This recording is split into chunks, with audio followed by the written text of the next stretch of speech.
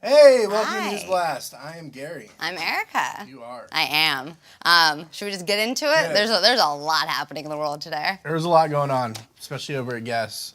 Yeah, we'll just get into it. Obviously, if you've seen the news today, you know what's going on with Kate Upton, Paul Marciano, and our investigation that we will get into. So let's start with Kate.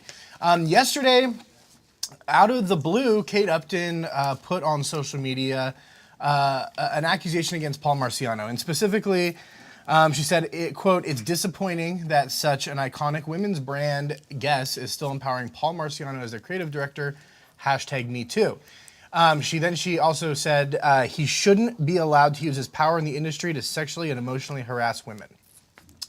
Wow, right? And so that kind of came out of nowhere. And luckily, we'd actually been working on this since Yes. November, so we were instantly able to add some context to what she was kind of insinuating. Yeah, and we can kind of get in. I mean, what I want to say is, if you want to read the whole report, it's long. Go to theblast.com. We've been covering it extensively since last night around 7 p.m.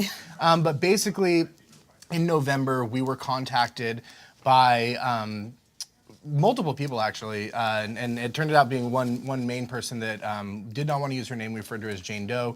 Claimed that she was sexually assaulted by Paul Marciano, that she was an aspiring model. She wanted to go do work with Guess. He basically invited her on a trip to Guess headquarters over the weekend. And this happened in 2016. Brought her to an area like a changing area where there weren't a lot of people, and she claims he groped her. He pulled her boob out of her dress, and he made some sexually charged comments to her. And this was all done under the guise of, that she claims, of getting a modeling campaign. And so she felt that, that she had to kind of acquiesce to it. We did this investigation. We also uncovered a lawsuit filed by a woman named Lindsay Ring, who was a former fit model, which is basically, it's the person who goes into like the fitting, so you can kind of try like the company's clothes on them. Not necessarily like a runway model or a catalog per se, but it's a person whose body you are using to fit your company's clothes. And which somebody that would be very hands-on with the designers. Yeah, it's your job to be in all the fittings. This woman filed a lawsuit in 2009 and a labor complaint against Guess, claiming that Paul Marciano was sexually assaulting her, and that during fittings he was grabbing her, he was rubbing her breasts, her butt, being very aggressive. She claimed that, and the employees at Guess, she claimed, said that Paul liked to, quote, feel the fabric, and that was kind of their code word for what she says is feeling up models. Now that claim was, it eventually turned into a lawsuit, and it was settled between Lindsay and Guess and Paul. Now, Guess said that they did actually do two investigations. One, when this first happened in 2009 with Lindsay Ring, and another one after we contacted them when we started investigating him. They claimed that all the allegations lacked merit to take any real action. They corroborate what they had heard. But then Kate Upton came out, and we didn't do the story. The person we spoke with, Jane Doe, did not feel comfortable at the time. She didn't want to be the first one out of the gate. Yeah, and we spoke to a handful of women at that point, and it was the same thing. Everyone kind of echoed each other's comments, where no one wants to be the first person. You spoke to a lot of models. Yeah, you really put yourself out there, and I think they all kind of were just hesitant because of that. And then fast forward to last night, Kate Upton. It opened the door. Yeah, she becomes the first person, and then after that, I think the model we spoke to, Jane Doe, then felt more comfortable going ahead with the story. Still, obviously, did not want to include her name, but felt that it was a story that needed to be told, and so we went ahead and published the story. Now, an interesting part of the story I will touch on, because like I said, it's long. Go read it. But during our investigation of Paul Marciano, he actually, one day, we were sitting here in the Blast office, and two female executives from Guess knock on the door. Yes, they did. And I'll quickly point out, our address isn't publicly available. Not available. We're a new company. People don't really know where we are. Can't find us in the yellow pages right now. So they showed up at our office, said they were sent by Paul Marciano. They brought with them an extensive package of catalogs, lookbooks. I'd say about 50 to 100 pounds worth. Yeah, you're looking at heavy professional books. As well as a letter personally addressed to Mike Walters, who obviously, runs a joint around here. He said, and it was handwritten from Paul Marciano, who says, Mike, I'm currently out of town. Here's some of my work over the last 2 decades. Pick and choose any photographer or model and reach out to them. Once you've spoken to any of them, it should help you have a better feel of the guest culture. They can be reached by social media or their agents. So it should be known that we actually did reach out to about 40 models, at Paul's request. And we got one on the record statement from Ireland Baldwin's rep that said that they never had any, he was nothing but professional when they worked with him. Everyone else did not want to be a part of the story. So, so like I said, fast forward with Kate Upton. Now what was interesting is last night, this is Wednesday night, Guess had a gigantic launch party for Jennifer Lopez. And this broke mid-party. Right, I mean, if not before. Kate tweeted right before we broke our story during the regardless, party. People in that room were aware They of knew what had just happened. They knew, and this was J-Lo's campaign. She's going to be the face of the spring campaign. That campaign just launched. It's been a huge deal for her and for Gas, and it's... And Paul was there. Paul Marciano, you're seeing photos last night. That's actually of the event.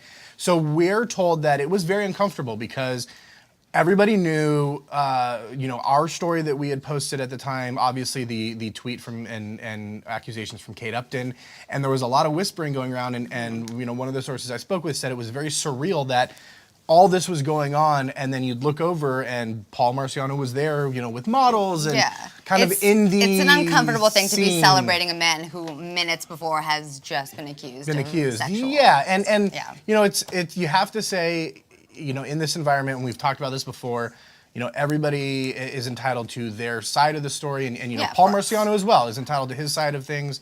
But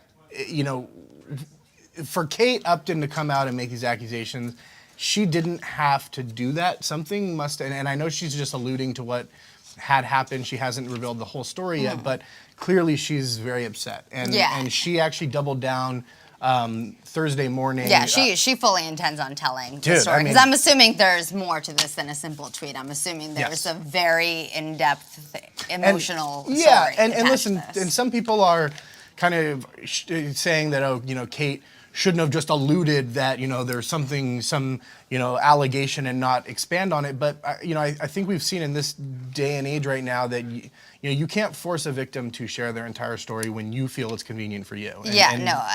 Clearly Kate wanted to make that tweet.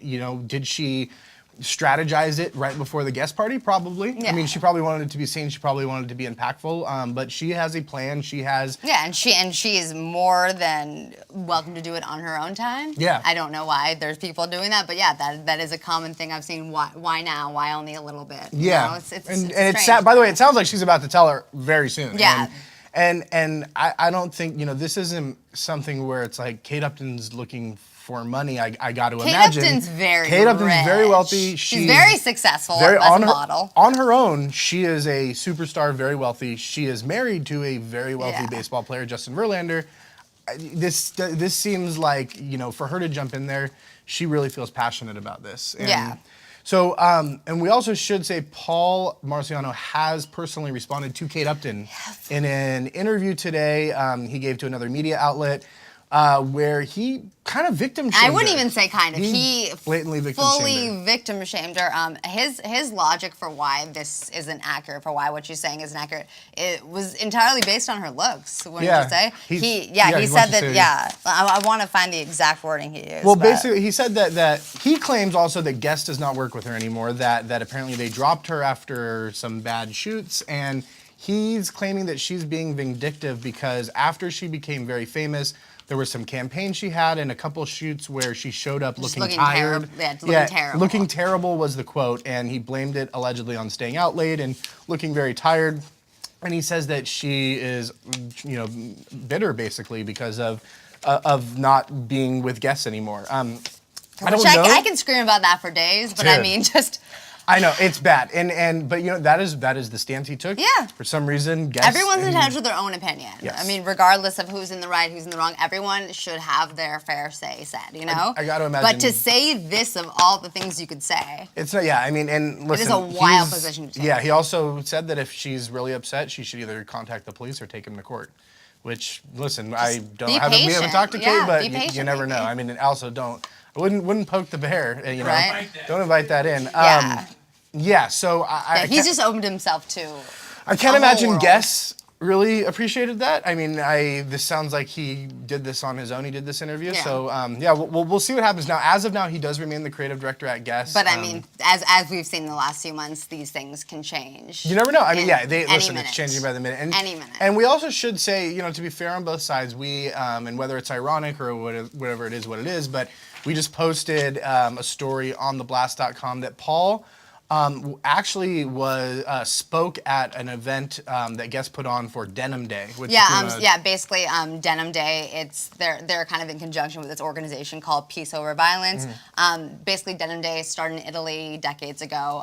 It was a court case where the Italian Supreme Court ruled that a woman who said that she was sexually assaulted kind of, not their wording, but kind of deserved it because her jeans were tight. Jeez. And then this whole wonderful movement kind of sprung from that. And Guess has actually been like an official sponsor of Denim Day for years and years. I want to say over 5 years now. Yeah, and it specifically raises awareness for sexual assault and rape. Yeah, exactly. And it's the tie in his fashion. And like it was a wonderful event. But watching a man who had just been accused of sexual misconduct speak about sexual misconduct, it's interesting. I mean, and listen, you could look at it two sides. You could look at it on his side. Yeah, he's saying that he's been a champion against this, and which he has. I mean, his company has donated large sums of money. They've donated time, resources for years and years. Yeah, and in the speech that you can go watch on the Blast, he says that being sexy is never an invitation for violence or rape. And obviously we agree with those comments. I agree with those comments. But yes, looking at this now and the hindsight, knowing that there are allegations that his actions may have been different than what he spoke of, it's interesting. So, listen, obviously there's a lot on the website. Honestly, we can go on about this for hours and hours. But I mean, we've been, like we said, we've been working on this since November. A lot of that is already on our site right now. There's going to be more coming up. So, I mean, check out the site. Stay tuned. Absolutely. Pretty much. And we can leave that at that. Yeah, it's pretty crazy. Yeah. Look at all those papers we just showed. That's how big this story is. I mean, it was big. Everyone's tried. Everyone put in a lot of work. Yeah. But yeah, very, very interesting story. Okay. Do you watch This Is Us? I don't, but I'm kind of like, it's weird. I don't watch This Is Us, but I'm fascinated with the storyline. Like, I appreciate, do you watch it at all? No, I haven't. Definitely not your show. Yeah, it's not for me. Nobody's suplexing anybody. You're not watching. It's not for me. Lonnie watches it. Lonnie loves it. We're big fans here at the Blast. We have a lot of people here that watch it. I personally don't, but I love this storyline of throughout the show, everybody knows there's these flashbacks. Everybody's wondering how Jack dies. Milo Ventimiglia. Ventimiglia, is that the way to pronounce it? Ventimiglia? God, it's very confusing. Yeah, very confusing last name. Ventimiglia. And last week's episode finally alluded, basically, or pretty much showed that it's possible he's dead from a fire that was caused from a faulty crock pot. And so we actually got photos of Mandy Moore. Here's some of the crock pot. Actually, my favorite thing about this. I got questions, because that doesn't seem possible. Hey, I mean, it's plugged in. It's possible. Electricity can create fire. Aren't you supposed to leave that plugged in for hours at a time and walk away from it? Their house was soaked in gasoline, though, because this thing just... Because that thing went off in flames. Quick. Excuse me. Yes. The irony of it is that Jack is working on the house. He's the construction person that's doing the electricity. Lonnie says it's very ironic because Jack was working on the house to begin with. And on top of that, I love Lonnie's insight into This Is Us. acting up on and off. Electricity's been acting up. Got it. So it's Jack's fault. Shouldn't have cooked. Yeah. So we actually got photos of Mandy Moore shooting new scenes for This Is Us, and it appears to be the funeral scene for Jack. Very sad. Everyone's dressed in black. We're coming closer and closer to actually getting the. I mean, we're pretty much there. Lonnie, is there any doubt in your mind that the fire is how he goes? I'm not sure. Oh man, what if it's like he survives the fire and just walks outside and gets like hit by a bus? That's quite possible. That would be such a letdown, to be honest. It'd be such a letdown. Yeah. Then I might start watching because that sounds like a real shocker. Or he like puts the fire out and they're like celebrating eating cake and he chokes on the cake. Like I kind of like that. yeah. Anyways, yeah, check out the photos. And if you, if that was a spoiler alert, sorry. Oh, sorry. Came out a couple weeks ago. Alert. Spoiler alert, Jack's dead. Yeah. Okay. This is another epic saga we've been covering. Scott Baio, Nicole Eggert. We have a new interesting update, though. Obviously, we now know that Nicole has been on Megyn Kelly. Scott has been on GMA. Each is calling the other a liar. This has been a back and forth for the last week, 2 weeks. Yeah. Now, something interesting. Scott, during his GMA interview, alluded to something, but he didn't really touch on it. And he said that he wasn't the first person. I'll get the exact quote. He said, "quote I'm not the first person she's done this to," and he's referencing a 2008 case that Nicole had against DJ Lethal, and DJ Lethal, remember from Limp Bizkit and everything. She claimed that he was abusive, that he was burning her with lit cigarettes, and that case was eventually tossed. And the judge in the actual, like when the court notes of like the transcript and stuff, talked about that she had changed her story too many times, and that's why it was tossed out. And so Scott, Baio is now using that. Saying that, listen, she's done this before to somebody else. Why don't you think that? Yeah, he's pretty much saying like this. She was inconsistent back then. Yes. Why not? Now we actually got in touch with Nicole about this because there's serious allegations in the midst of her saying that she was basically molested and had underage sexual relations with Scott Baio. Nicole said that there's a difference between changing your story to save somebody that you think needs to be rehabilitated rather than go to jail, basically, versus, what was the exact thing? Versus speaking out against a sexual predator. So she's claiming that, yes, she did change her story, but that was only because she cared about DJ Lethal, wanted him to get help. But she is saying that she has not changed her story about Scott Baio. So now, Baio's threatened to sue her too, by the way. We did that story on the Blast where he sent her a strong legal letter. Yeah, both sides are equally fiercely adamant about them being right and the other person being wrong. And when that happens, it definitely becomes a more difficult situation. Absolutely. And whether or not that's going to set up what happened with DJ Lethal in the past is going to set a precedent for what happens with Scott Baio. Who knows? Now, it's also, this is all, there haven't been any lawsuits filed yet.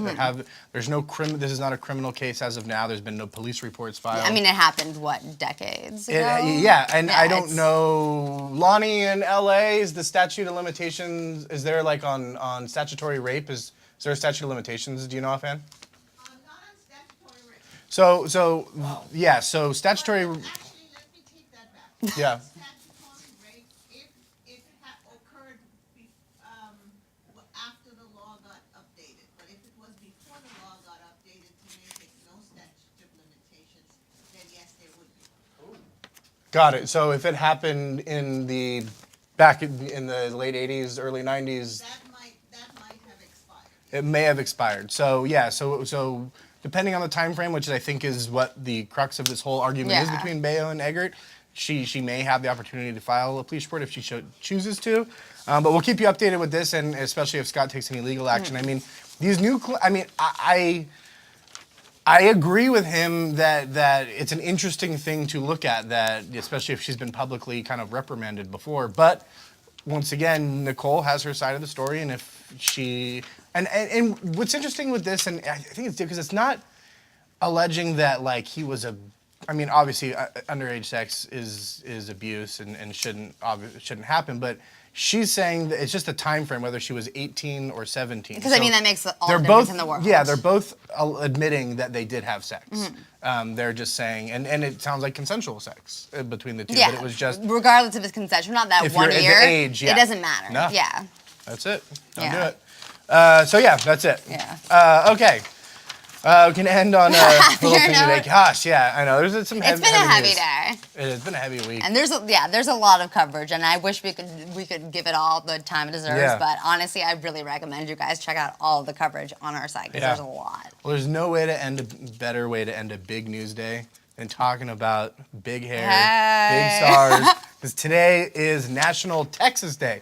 I didn't even know there was a National Texas Day, but today is it. So we have a post up on theblast.com. Go check it out. We are celebrating Selena Gomez, Matthew McConaughey, of course, Beyonce. I mean, you have to celebrate Beyonce. Yeah, and all the Texas has given us a lot of good people. Yeah, man. I didn't really realize that till today. It's pretty Thank great. you, Texas. Thank you, Texas. Yeah, it's pretty great. So go check it out. Congrats, Texas, on Happy National Texas Day. And yeah, I think that's it. Texas, Thanks for getting founded. I don't know. Oh, California Day would be killer. I feel like every day should be just California Day. I mean, yeah, we can give other states a spotlight for once. Yeah. Come on. Yeah, it's pretty cool. Anything else on the site that we've been deep in Marciano, honestly. We've been deep in Yeah. Marciano. I know. We have a cool Joe Jonas gallery up. He has his shirt off. It looks good. What else did we put up that was? Oh, Prince. Oh, you got to see this Prince story. Yeah, Dude, this is pretty crazy. Yeah. Prince, when he died, apparently had $40 million in cash. Dude, How do you just have that? cash. Straight cash. He won it in all those basketball games. James, yeah. Dude, hey, Prince. That's the note we're ending on. Was a legit basketball player. Before you start quoting Chappelle's He's show. one of the greatest pickup basketball players ever. Rucker Park, dude. Prince. All right. That's it. Make sure to follow us on Twitter, Instagram, share us on, what do we share Were they on? going to share us? I guess Facebook Share would us, be a place. share us on Facebook. Share us wherever Subscribe you want. on YouTube. Yes. Please subscribe on YouTube. Create other accounts and subscribe those accounts to our YouTube channel. Whatever you can do. It's cool. As long as We'll it's all take legal. whatever. Take whatever. Give us a compliment. Tell us something please. nice about ourselves. Yeah. Whatever Help. you want to do to support us. Yeah. We support. If we can make things better, tell someone else. No, you should tell us that too, because we strive to bring you the best entertainment news every single day. And that's about it. That's kind of it. Yeah. Goodbye.